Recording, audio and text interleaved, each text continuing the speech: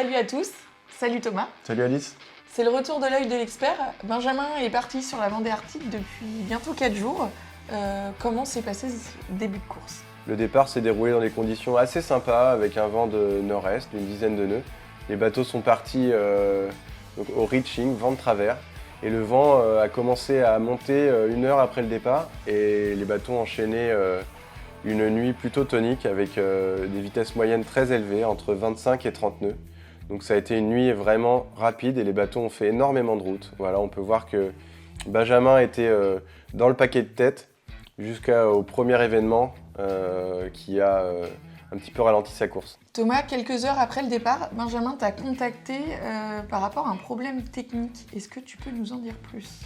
Ouais, en effet, 4 heures après le départ, donc Benjamin évoluait au reaching, au vent de travers, à une vitesse plutôt élevée. Et donc il a eu un souci sur une de ses voiles d'avant qui est venue en fait fouetter sa grand voile dans la partie basse. Et donc ça a provoqué un gros trou dans la voile. Sachant qu'il allait avoir des conditions plus clémentes dans les heures à venir, on lui a dit de prendre un riz, de réduire la voile et donc d'attendre ce vent faible pour envisager une réparation. Malheureusement, le trou étant un petit peu trop grand, le matériel étant limité à bord, on n'a pas pu faire une réparation assez solide pour qu'il puisse l'utiliser pendant la course dans toutes les conditions.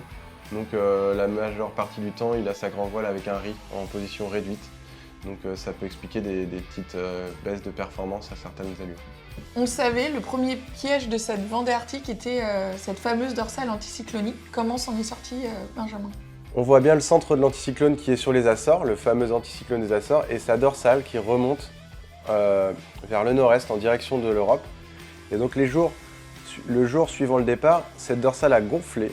Voilà, on voit que le bleu est de plus en plus persistant et que les bateaux sont arrivés et se sont englués dedans. Donc au milieu de la dorsale, il n'y a vraiment pas de vent. Et l'objectif, lorsqu'on rentre dans une dorsale, c'est d'en sortir le plus vite possible pour aller rattraper devant ce front dépressionnaire.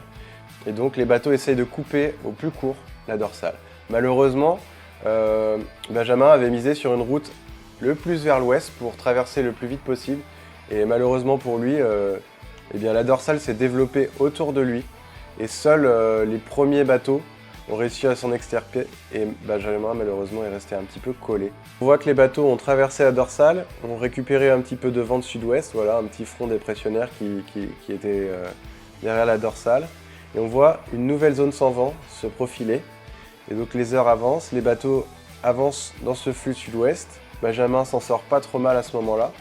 Et malheureusement, quelques heures plus tard, eh bien, cette zone sans vent regonfle sur la flotte et Benjamin étant le plus à l'ouest se fait littéralement emprisonner et malheureusement pour lui toute la flotte est passée par le nord. On pouvait avant le départ imaginer que la route ouest était la plus safe, la plus rationnelle. Voilà, ça s'est pas vérifié. Maintenant la situation va évoluer. Les bateaux sont de nouveau sortis de cette zone sans vent. On voit que la situation s'est un peu inversée, la zone sans vent s'est décalée dans l'est, donc les bateaux qui étaient plus dans l'est se sont retrouvés un petit peu coincés et là Benjamin lui va pouvoir profiter de nouveau de bonnes conditions pour avancer. Donc cette première partie de course a été quand même assez lente, on peut le dire, mais qu'est-ce qui est prévu dans les prochains jours? On voit qu'il y a une petite dépression qui commence à se creuser autour d'eux, une seconde un petit peu plus au nord. Voilà, la situation météo est pas très simple. Dans les jours à venir, ce qu'il va falloir gérer, c'est l'ensemble de ces 3-4 dépressions qui vont se rejoindre et pour former une dépression beaucoup plus grosse, beaucoup plus creuse, avec des vents pouvant aller jusqu'à 45 nœuds et une houle jusqu'à 5 mètres. Donc il va falloir être vigilant, savoir naviguer un bon marin. On va suivre ça de près. Super, merci Thomas, on se retrouve très vite, à bientôt.